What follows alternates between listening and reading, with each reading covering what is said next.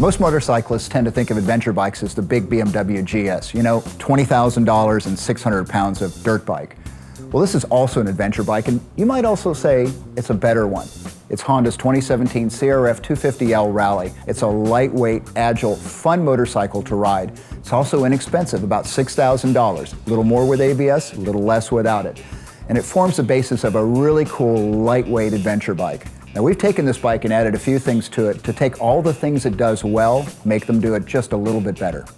To improve our Honda, we started right at the ground level by removing the stock tires and spooning on a set of Mifo Explorers. The Mifos are actually designed for half on-road, half off-road, and have a profile that's designed to really work well in both places. We also know that they're long-lasting, especially so on a lightweight bike like this, which means that you probably go a whole season on one set of these tires. Now, the next step for our CRF250L is to replace the stock handguards, which are basically pieces of plastic good for keeping the wind off your gloves, with this Barkbusters jet kit. Now, this, like a lot of Barkbusters, has the aluminum backbone and a plastic replaceable covers.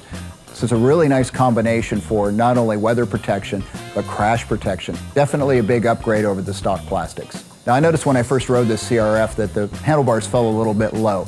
I wasn't quite balanced when I was standing up riding off-road.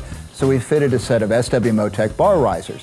Now, these simply bring the bars up about an inch. It's just enough to make me feel comfortable on this bike and balanced. This is an inexpensive way to change the ergonomics and get you comfortable. The CRF250L Rally comes stock with LED headlights. Now, that's pretty cool, and they're good, but they're not great. So we decided to make the lighting on this bike great by installing a set of DENALI 2.0 and D2 pods. The DENALI 2.0s take advantage of all the updates for this year, including more powerful LEDs, better optics, much more robust wiring harnesses and switches, for a really nice package that fits really well on this bike and even into the budget. A bike like the CRF250L is not necessarily something you're going to spend months on the trail with. It's more of a weekend adventure bike, and that's cool.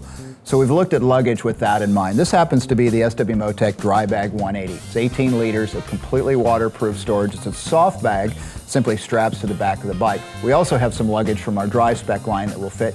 The only thing you should watch out for is Luggage is really long. This bike does not have a huge seat, and it likes you to sit back a little bit off-road, so keep that in mind when you choose stuff.